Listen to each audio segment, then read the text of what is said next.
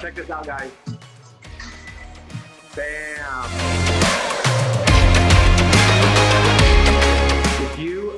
If everybody would look at the world through the 70 to 200, there would be world peace because it's so beautiful. I feel like every time I do a photo shoot, I know I can create a lightning bolt because it happens every time and it's different.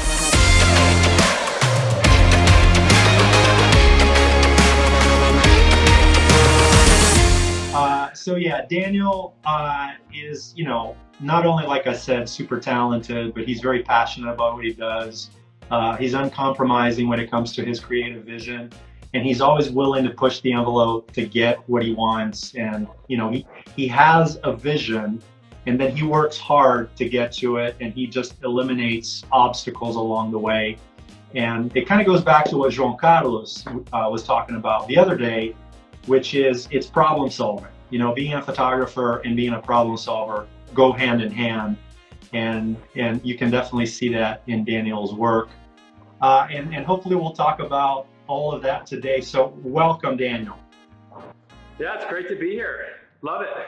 Let's start in the beginning. Help everybody understand kind of your trajectory to where you are today, both as a photographer and as a person, kind of how you discovered the type of photography that you do, and give us the background.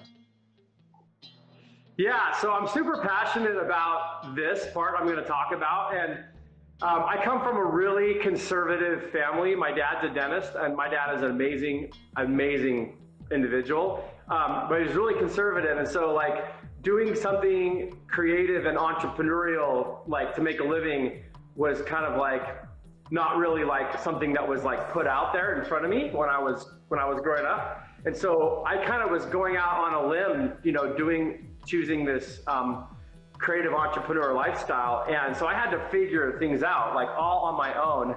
And so I don't know if this is resonating with any of you guys out there, but there's no official roadmap to like how to make a living being a creative entrepreneur. And so it's just been kind of a journey, but I was going to say that I wanted to get back to the rain shoot, but I wanted to take one step back and mention that one of the things that had always impressed me about your work is that you are always not letting problems stop your creative vision. And so I wanted to tell the story of the shoot that we did in the cave in San Diego, because obviously you knew that area well, and you had this vision for doing a cave shoot. And I thought I'd set it up, and I'll play the little video that we ended up creating. And I figured you would tell the story, of how that came about and what it was like, and, just let people see a little bit of what that was like.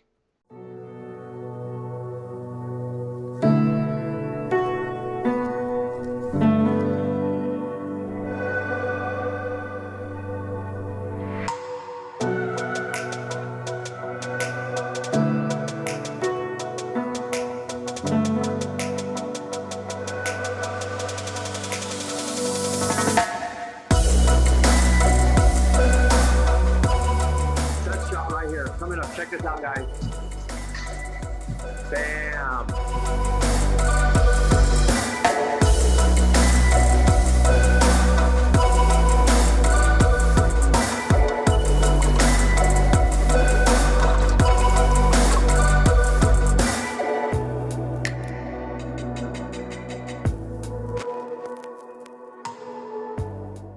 Right. Okay, so I'm like, I can't not watch it. It's like, okay, that shot is really cool. Okay, so San Diego, Southern California just had bioluminescence, guys. I don't know if you saw that. Like Stan Moniz, do you guys follow him? Yeah. He took some rad shots. But anyway, that shot, so that actually looks like bioluminescence, but it's not. That's like okay, JR and I always talk about like light and motion. So to me, we have a trifecta, okay? Like light and motion lights it. I should start this way. Light and motion lights it. Careful. Outex covers it, and Sony shoots it. So Sony's got this rad low light, And then like Outex can like craft and make whatever we want with light. And then we can do it in the water because we have Outex. This is like my production trifecta, okay? Sony, Outex, and Light in Motion. And we were able to make this rad shot because we have these lights that can go actually underwater. And we've got light coming, you know, from this side on him, like lighting him this way. And then we have lights underwater making the water glow. And then we have some lighting up the cave. But anyway, I had this idea to shoot this in the cave because when I would do this with my clients, you know, obviously I didn't have a bunch of lights, and the continuous lights were not even close to what they are now. Like, this is like, we're talking like 2012, right? Stop it on that one for a second, JR. I'll come back to that one in a second. But in the entrance to the cave, it's really cool. At certain times of day, the light will shine in the back, and if there's mist in the air, shafts of light will come through there. And I was always getting really cool shots in there, but I thought, you know what? This would look so cool if I could actually light it how I want it. And so, like, to make the water glow, because it was only like a really small window that would be cool, and I knew I could make it cooler with lights.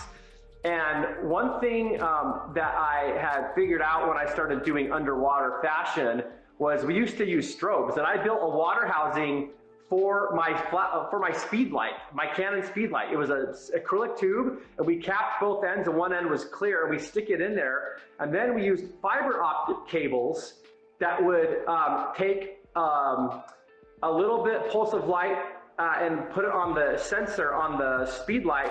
And then we have like 80 feet of cable that ran back to the camera, and on the hot shoe of the camera, we had a flash. And then we just put a little box on top of the speed light, and then so the light would flash through there and then go through the cables to the sides of our models and then like trigger the speed lights. Well, that's fine if you're in a pool, but I'm never gonna do that. You guys see the surge and stuff. That's not gonna work in the ocean. So when I discovered these amazing, powerful lights from Light in Motion, I'm like, dude, we are going to Sea Cave and we're gonna do a freaking rad shoot at night. And JR, I think, were you there on all of our attempts or just this one? I was on both of them. Yeah, so we had this all set up before, and we just didn't have the right talent, and she was too scared. She was like hunching over, and we couldn't get like her to like, you know, like look like good in the shot. And then we found Lauren Abraham. Shout out to Lauren Abraham. She's like I don't really like to swear, but she's a bad A. She's like a legit ocean girl. Like, she knows how to. She's a water woman. What's that? She's a water woman.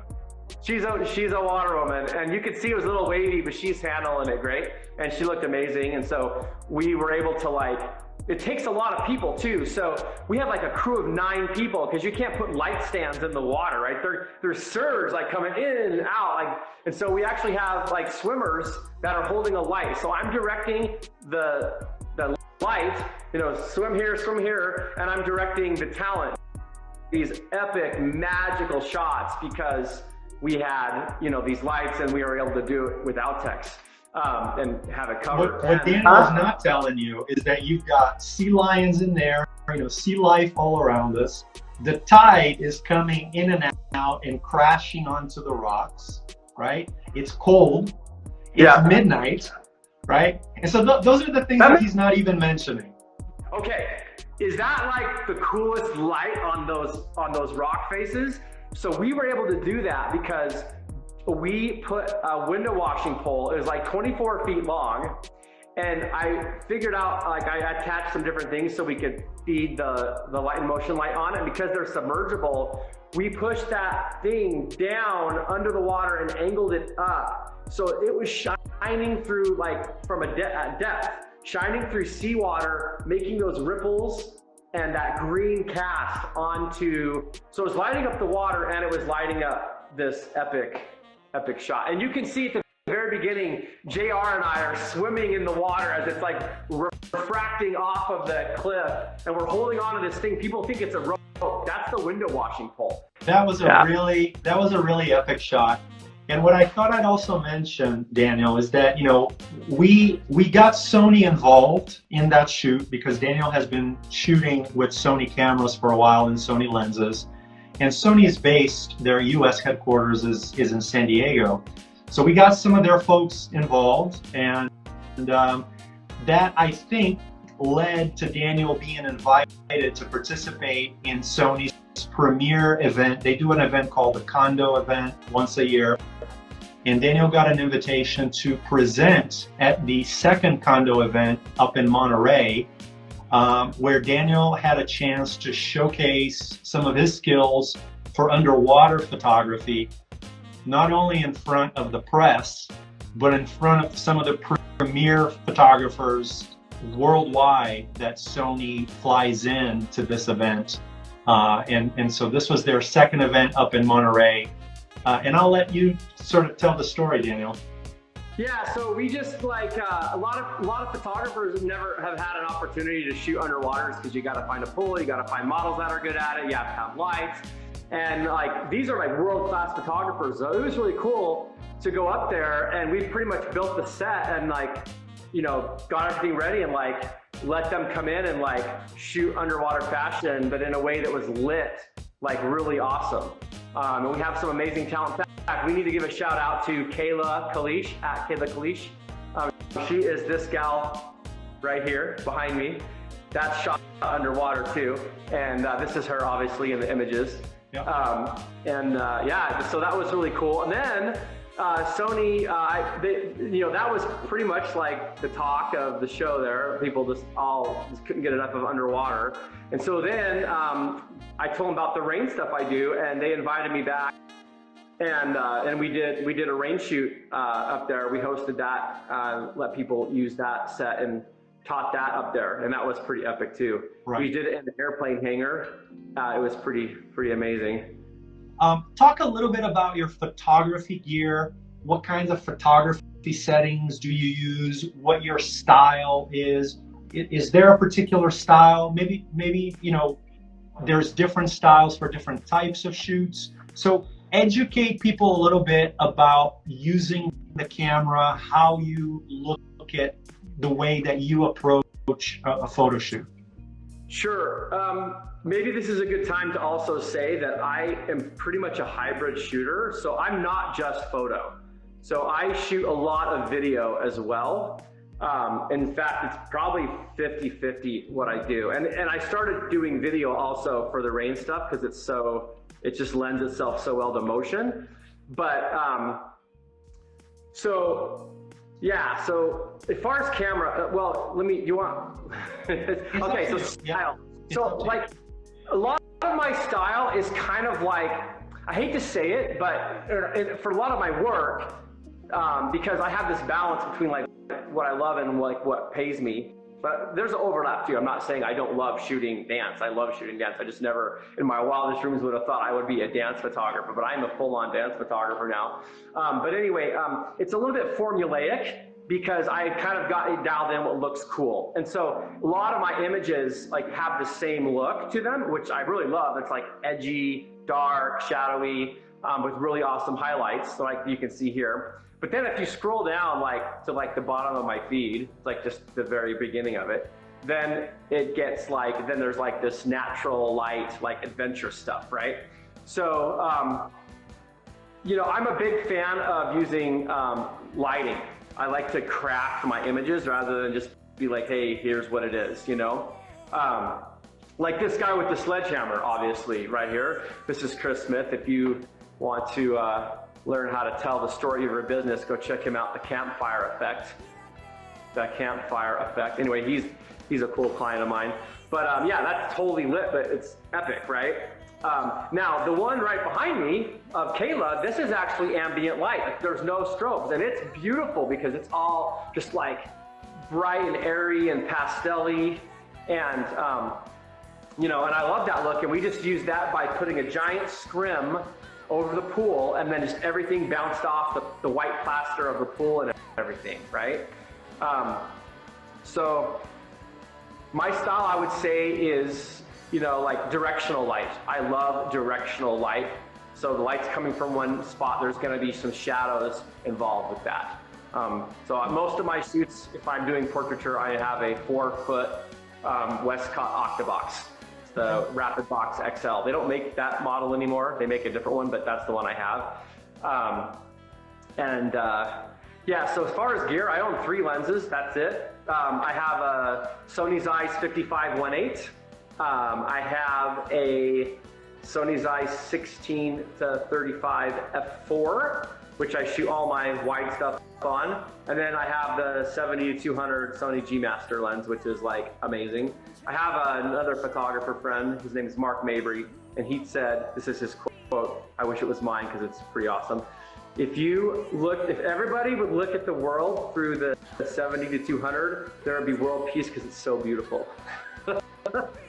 So I love that lens. I love that look. I love the compression. I like it a lot. And it's, you got a whole wide range with that. So I really do want to get the, the 16 to 35 f2.8, just because it lets them more light in certain situations. But this is a testament to balancing need with what you really need and what will get the job done. And so I've just never, there's always so many things you're buying for your photography business.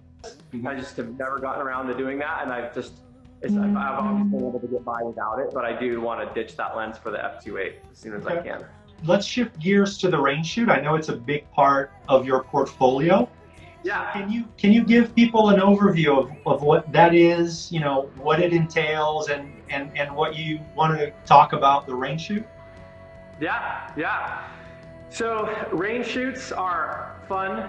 They're wet and wild, and I kind of do range shoots because I discovered this whole dance photography industry, and most of my clients are teen girls. And well, my real client is the dance mom, which are awesome people that are just great moms, and it's a lot of fun to work with them. And there's a market for it because these dance is visually based, and so all these dancers are trying to grow their Instagram, and so there's a real market for this. But I've really differentiated myself by not just doing dance photography, but doing epic, Fantasia, dance photography, right? And so it's just been something really fun to be able to be totally different than anybody else and to provide something that people are just wow, gaga, goo goo, over every time. That's kind of my favorite movie is Back to the Future. And the cool thing about Back to the Future is they know when the lightning bolt is going to strike. That's powerful because they know how to harness because they know when it's going to happen. Well, I feel like every time I do a photo shoot, I know I can create a lightning bolt because it happens every time and it's different with the rain shoots, right? So anyway, rain shoots, so yeah, it's a lot of fun. We build this giant set, and there's a big standing pool of water. I call it the wet stage. It's 20 feet by 15 feet, and it's about 1 inch of standing water, so it's this giant pool. So we got to build this giant set, and 4 lights, huge 20-foot wide backdrop, 10 feet high, standing pool of water, big, tall light stands to suspend this bar with sprinkler heads on it, rain coming down, and you just create rain, and then the dancers dance in the rain, and you just go create and make magic, and there's music, and it's just dancing in the rain, and we capture it. Do you have any specific, do you want to guide me, JR? What do you want? Just ask me some questions where you want to take. Tell people is first of all the setup, kind of what's involved in it, how you plan it, and then also dealing with the talent, because obviously the talent is important and how you direct it. And you have a unique skill, I think, in dealing with the talent, because obviously you're dealing with talent that not anybody can just do that. And I think your guidance in dealing with the rain itself and the shoot could be helpful for people to learn. Yeah, so my goal as a photographer is to create images that people are going to absolutely love, and it's also to do that in order to exchange value, right? I give them the images, they trade money for that, so I can make a living and keep doing it, right? And so when I'm doing a shoot, especially with dance, I have to make sure that the images I'm getting them are ones they'll want to buy. And when it comes to dance, the toe has to be pointed. This is technical. It has to be precise, right? So I could get a bunch of images that look cool to me because water is flying everywhere. But if their leg isn't straight or the move isn't right, then that's not going to have value to them, right? So I've learned a lot about dance, and I have a system of a way that I use to make sure that the collection of images that I'm creating at the end of the session is one that will have value to the client and have value to me, because I will be able to sell it. And so I can just tell you that real quick, it's like a 4-prong approach, right? So the first thing so I'll tell you what they are, and then I'll just go into each one a little bit. So the first one is headshots. So they're already coming. I've got these studio lights set up. I'm gonna do some headshots, and it's cool because we have all the rain sparkling in the back. And then the second thing is I'm gonna have them come with a shot list. Okay, so they're gonna come, they're gonna write down on a piece of paper like 20 different things that they love to do in dance and that they think would look cool in the water. And it's not because I don't have things I could have them do. I want them to get invested, but I also want to have a roadmap. Like I call it the yellow brick road. So this kind of ensures a certain minimum quantity of images. And we'll just start at the top of that list, and we'll just start working it. I'll count them down 5, 6, 7, 8, and they'll keep doing it, and I won't move on until I know it's nailed.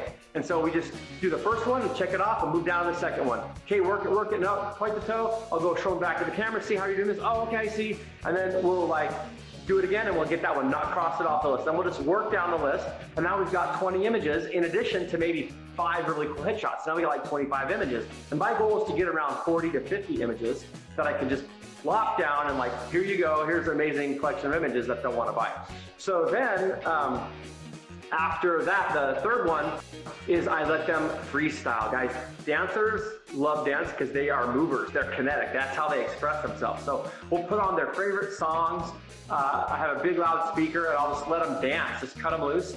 And like really cool things will come out of that. That's what I call the session of expression, or an expression session. That's how they express themselves. So things that weren't on their list are just gonna happen. And because I'm shooting that real time, maybe I won't nail it, but at least doing that exercise allows us to identify what these things are. So then after about 2 minutes of freestyle, we'll sit down side by side, look at the back of the camera, and be like, oh, that one was cool. I didn't nail it, so let's write that one on the list. And then we go through, we kind of harvest some gems from that, add those to the list, and then go finesse those. And so now we've gotten like maybe more images from that, like another batch of 10 or 15. And then there's some really cool things, having shot so many dancers in the water that I know look good. And I'll just guide them through some things that I figured out that I call the, signature rainmaker shots, right? And so, yeah, so anyway, that's how I build a collection of images when I'm working with, that's how I direct, and have a successful shoot with a rain dancer.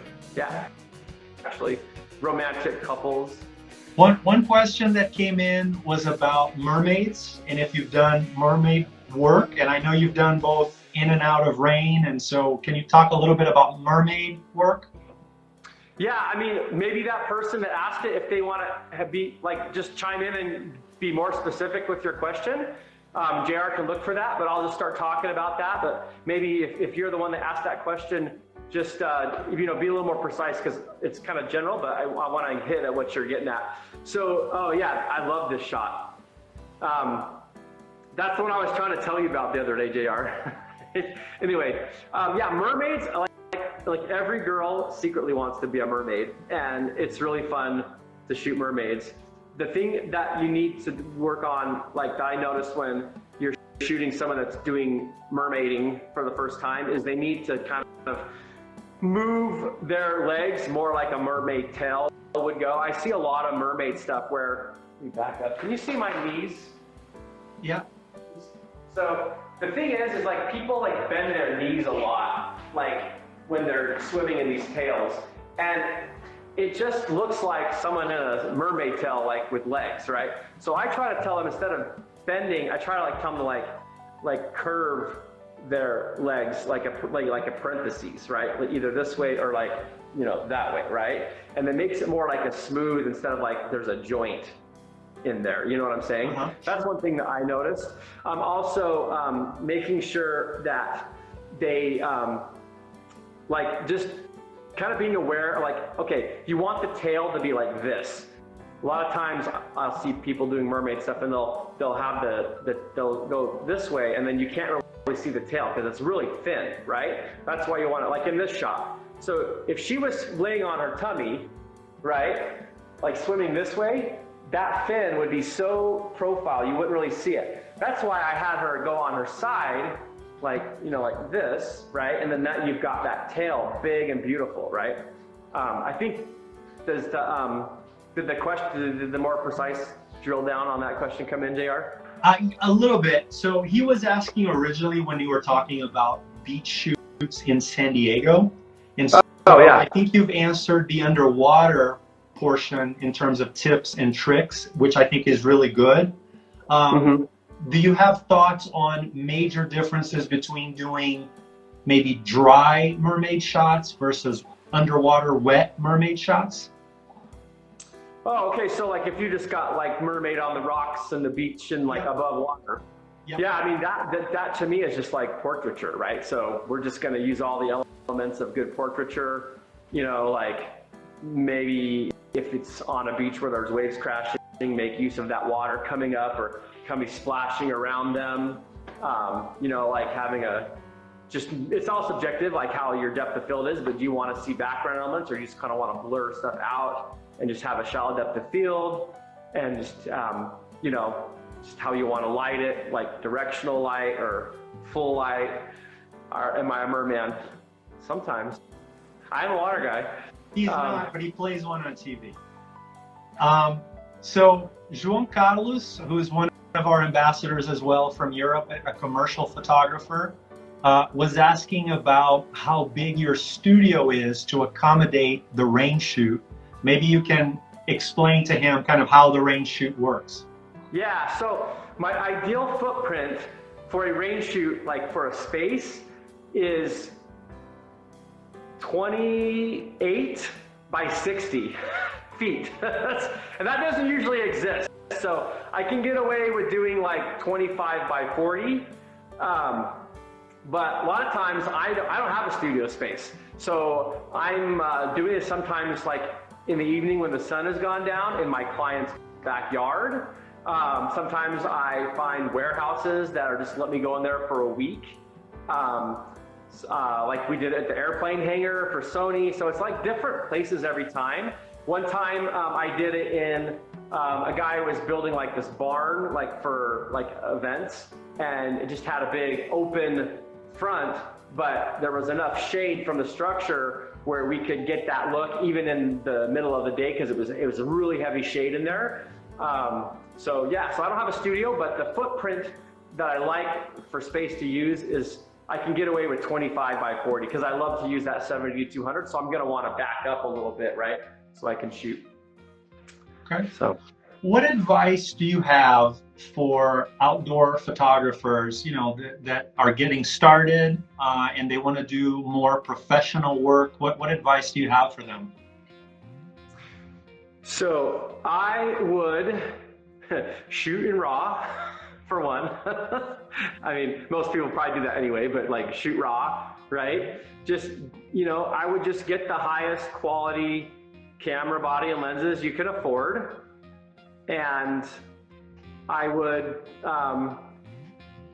get a style like for your post-production that lets you stand out. That's something you love, but that looks really high, like make your images high quality, right? So practice your craft, right? Try different things, you know, try using lights. You know, speed lights are really small and light. And like if you're shooting trail running, for example, I'm a trail runner. And I think that's a really cool thing to shoot because like you can have epic ledges and it's just awesome, right? Or mountain biking. But if you bring one speed light, you can do things that are like just set your work apart. So I would say use lights. That's what I would do. If I was getting into it, I would obviously like know how to master what's available, the ambient light. But I would start messing with speed lights for sure. Mm-hmm. Everybody, you can send your notes and follow Daniel on Instagram at Daniel Woods Visuals. We have a page featuring some of his work on our website as well, so you can learn more about him and a lot of the adventures that we've had together. I also encourage everybody to see previous episodes. We've recorded this episode and we will be adding it to our outdoor photography series. So we'll have a playlist And as we release different episodes, we will be featuring them on our site as well. So that if you want to refer this to a friend or watch it again, you can. And of course, if you have questions, this will be on our live feed for 24 hours. But if you have questions, shoot them our way. We'll connect you with Daniel or send them directly to Daniel, and I'm sure that he'll be happy to answer them. Daniel, it's always a pleasure. It's always fun. I really appreciate you taking the time. Stay safe.